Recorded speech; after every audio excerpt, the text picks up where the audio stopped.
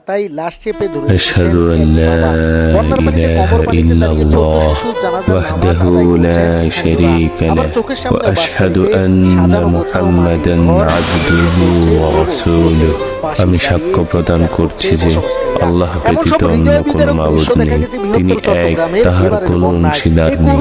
এবং আমি আরো সাক্ষ্য প্রদান করছি যে নিশ্চয় হযরত মুহাম্মদ সাল্লাল্লাহু আলাইহি ওয়াসাল্লাম আল্লাহর প্রেরিত বান্দা ও রাসূল। ক্যামেরাও বন্দী করতে পারে।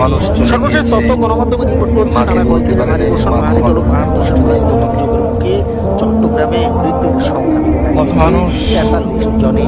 জেলা প্রশাসনের পক্ষ থেকে জানা গেছে সবচেয়ে বেশি অপরাধের বোঝা মাথায় নিয়ে আল্লাহকে এতটুকু বলতে পারেন যে আল্লাহ আমাকে ক্ষমা করো, আমি ভুল করেছি আর করবো না।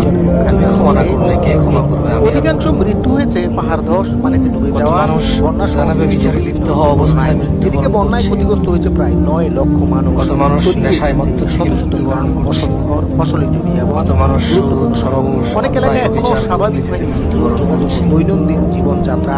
দুর্গত এলাকায় উদ্ধার ও ত্রাণ কার্যক্রম সবাই জানতো না যে কখন মৃত্যু আসবে। পুলিশ এবং স্থানীয় প্রশাসন নিশ্চয়ই আমাদের মধ্যেও আমরা কেউই জানি না হাজারো মানুষ কখন প্রশাসনের পক্ষ থেকে